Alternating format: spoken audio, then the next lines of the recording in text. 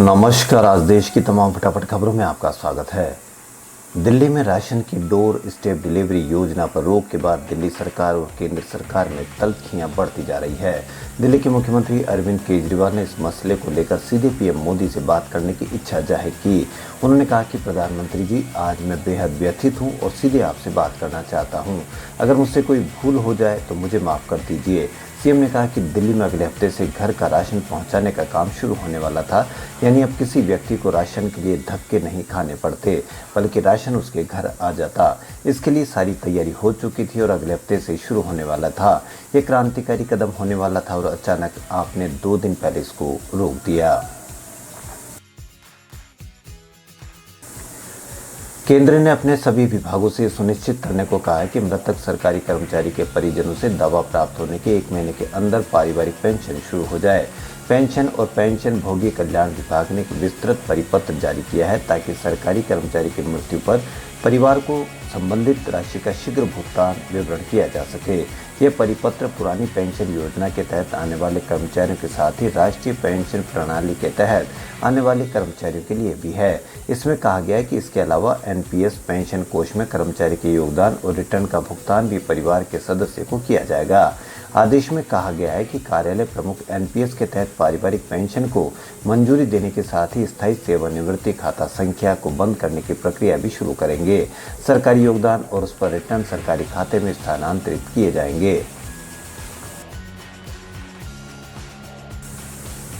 महाराष्ट्र के मुख्यमंत्री उद्धव ठाकरे ने पूर्व सहयोगी भाजपा पर बिना नाम लिए निशाना साधते हुए कहा कि कोरोना वायरस महामारी के दौरान सत्ता की लालसा के साथ काम करने से अराजकता पैदा होगी। उन्होंने कहा कि जीवन बचाना अब सबसे महत्वपूर्ण है। ठाकरे ने मराठी दैनिक लोक सत्ता द्वारा आयोजित एक ऑनलाइन चर्चा में हिस्सा लेते हुए कहा कि लोग उन्हें माफ नहीं करेंगे यदि उन्होंने स्पष्ट नहीं किया कि वह सत्ता क्यों चाहते थे। उन्होंने कहा कि अगर मुझे वोट देने वाले लोग कोविड-19 महामारी से नहीं बच सके तो सत्ता का क्या फायदा। उन्होंने विपक्षी दल का नाम लिए बिना कहा कि कोविड-19 के बीच सत्ता की लालसा से काम करने से अराजकता उत्पन्न होगी।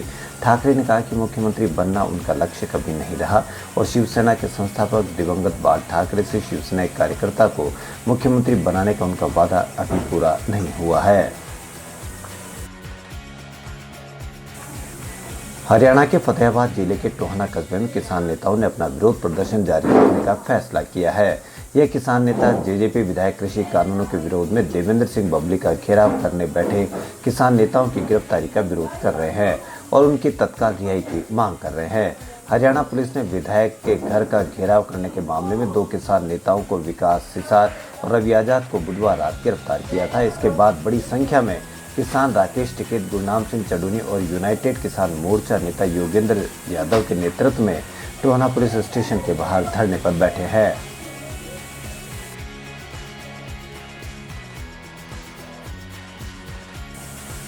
पश्चिम बंगाल सरकार 18 से 44 वर्ष तक के लोगों को कोविड-19 टीकाकरण का प्रमाण पत्र मुख्यमंत्री ममता बनर्जी की फोटो के साथ जारी कर रही है।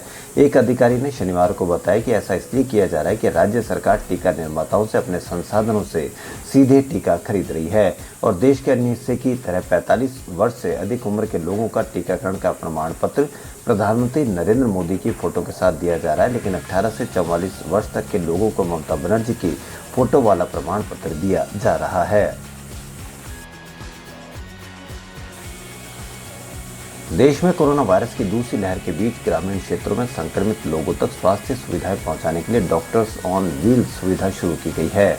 दिल्ली के बंगला साहिब गुरुद्वारा में शनिवार को इस सुविधा का शुरू किया गया। इसके लिए 3 संगठन साथ आए। इस मुहिम के तहत अगले 3 महीने में पश्चिम उत्तर प्रदेश के कई गाँवों में ये गाड़ी आएगी और लोगों को मुफ्त में दवाइयाँ और सलाह दी जाएगी। इस बस में 1 डॉक्टर, 2 पैरामेडिकल स्टाफ भी होगा।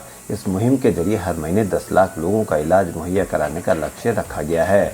इस स्टार्टअप का नाम डॉक्टर्स कम है। लंग केयर फाउंडेशन और दिल्ली सिख गुरुद्वारा प्रबंध कमेटी ने मिलकर इस पहल को शुरू किया है। महाराष्ट्र और कर्नाटक में शनिवार को दक्षिण पश्चिम मानसून पहुंच गया। इससे दोनों राज्यों के तटीय हिस्सों में बारिश हुई। भारतीय मौसम विज्ञान विभाग ने कहा कि दक्षिण पश्चिम मानसून उम्मीद के मुताबिक रहा। यह महाराष्ट्र के तटीय जिले रत्नागिरी के हरनाई बंदरगाह पहुंचा। इससे दक्षिण कर्नाटक जिले में बारिश भी हुई। मानसून के आगे बढ़ने की दशाएं अनुकूल है। यह मध्य अरब सागर के कुछ हिस्सों में और आगे बढ़ सकता है।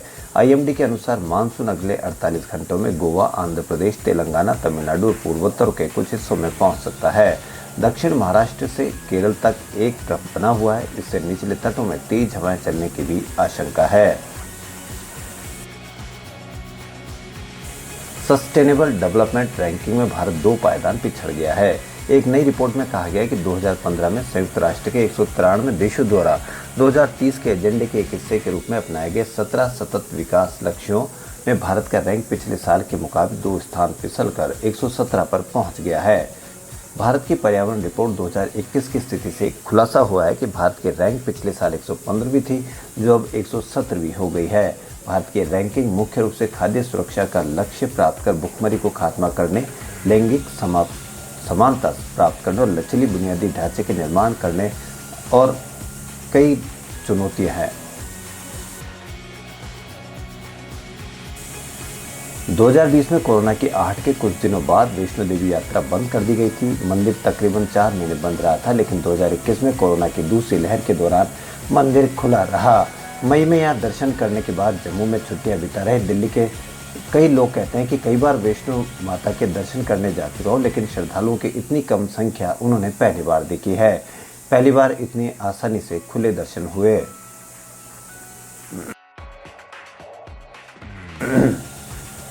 सेना से रिटायर्ड होने के 4 साल बाद 2 ब्रिगेडियर को सुप्रीम कोर्ट के आदेश पर प्रमोट कर मेजर जनरल की रैंक दी गई है।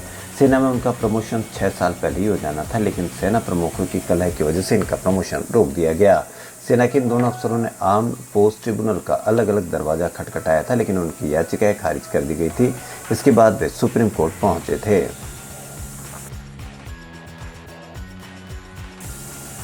दिल्ली के मुख्यमंत्री अरविंद केजरीवाल ने शनिवार को अनलॉक करने की योजना के बारे में बताया। उन्होंने कहा कि दिल्ली में कुछ और रियायतों के साथ लॉकडाउन जारी रहेगा। बाजार, मॉल और डिमांड के आधार पर खुलेंगे। इनका समय सुबह 10 बजे से रात 8 बजे तक होगा। केजरीवाल ने साफ नहीं किया है कि ये व्यवस्था कब से लागू होगी। दिल्ली में लॉकडाउन 7 जून की सुबह 5 बजे तक लागू है। दिल्ली मेट्रो रेल कॉरपोरेशन के मुताबिक सोमवार से लोगों के लिए मेट्रो सर्विस फिर से शुरू की जाएगी।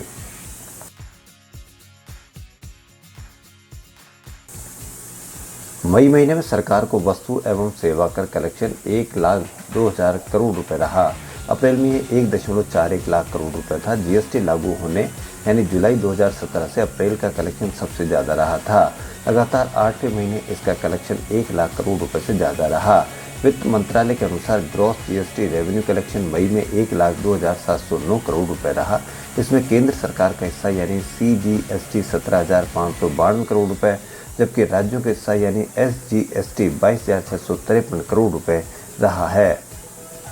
खबरों में फिलहाल इतना ही। यदि आपको हमारा चैनल पसंद आए तो लाइक, सब्सक्राइब और शेयर अवश्य करें। धन्यवाद।